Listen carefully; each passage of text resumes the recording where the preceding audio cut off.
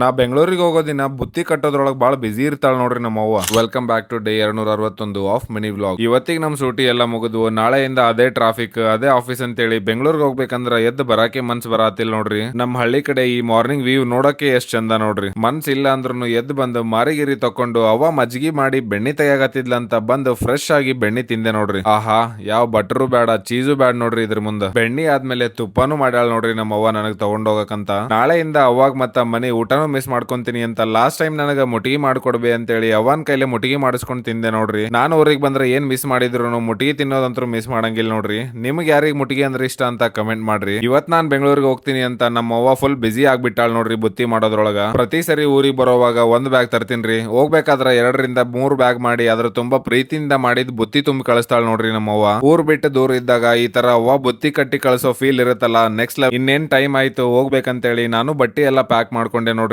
ಅದೇ ಗ್ಯಾಪ್ ಒಳಗ ನಮ್ಮ ಅವ್ವ ಮಾಡಿದ್ ಬುತ್ತಿ ಎಲ್ಲಾನು ಪ್ಯಾಕ್ ಮಾಡಿದ್ಲ್ ನೋಡ್ರಿ. ಬುತ್ತಿ ಮತ್ತ ಬಟ್ಟಿ ಎಲ್ಲ ಪ್ಯಾಕ್ ಮಾಡ್ಕೊಂಡಾದ್ಮೇಲೆ ನಾನ್ ಇವತ್ ಬೆಂಗಳೂರಿಗೆ ಹೊಂಟೀನಿ ಅಂತ ನಮ್ಮ ಅವ್ವ ಶಿಕಾಣಿ ಚಪಾತಿ ಊಟ ಮಾಡಿದ್ಲ್ ನೋಡ್ರಿ. ಮತ್ತ ಅದನ್ನ ಹೊಟ್ಟಿ ತುಂಬಾ ಊಟ ಮಾಡಿ ಅವಾಗ ಬಾಯ್ ಹೇಳಿ ಬೆಂಗಳೂರು ಕಡೆ ಬಂದೆ. ಇವತ್ತಿಗಿಷ್ಟೇ, ಮತ್ತ ಮುಂದಿನ ವಿಡಿಯೋದಾಗ ಸಿಗ್ತೀನಿ. ಪೀಸ್.